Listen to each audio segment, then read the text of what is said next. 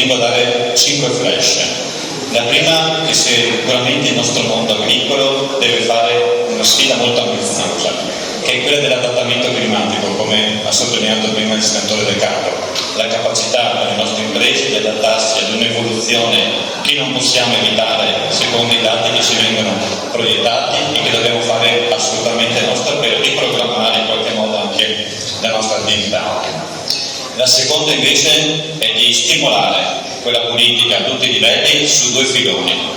la cultura della prevenzione, che sia in termini climatici, idrici, di carattere anche fitosanitario, di carattere agronomico stretto, e di avere gli strumenti necessari per poterlo fare. La seconda è la cultura della prevenzione del rischio, perché oggi parliamo di difesa, parliamo di quanto sia necessario proteggere le nostre coltivazioni e di come il supporto strutturale delle istituzioni sia fondamentale.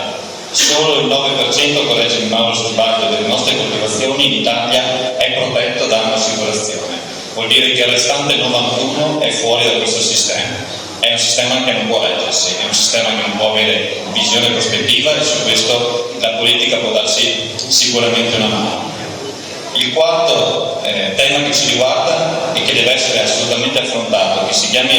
in ambito assicurativo, che sia in ambito di tutte le coltivazioni possibili e disparabili che abbiamo, è quello della ricerca scientifica. Abbiamo visto una proposta di dati, ma questi dati poi devono essere utili per sviluppare soluzioni proposte per il futuro, e su questo dobbiamo fare un grande lavoro, perché non possiamo più permettersi, come dicevo ieri in assemblea regionale, di pagare centinaia di milioni di ristori alle aziende, quando invece potevamo risolvere con molta meno spesa una problematica o quantomeno ridurne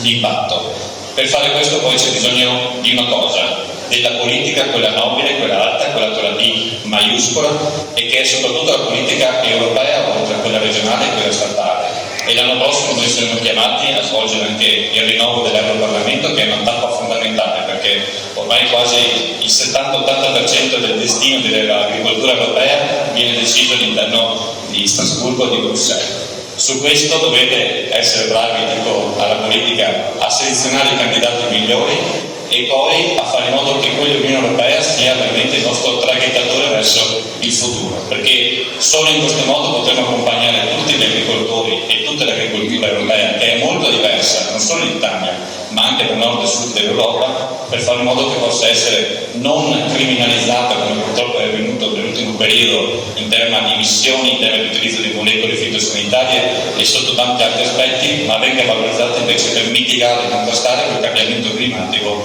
che invece noi vogliamo essere protagonisti e attori e non purtroppo spettatori o vittime di queste ideologie, per un futuro che possa dare anche una prospettiva ai nostri figli. Vi ringrazio e buona festa del riso a tutti.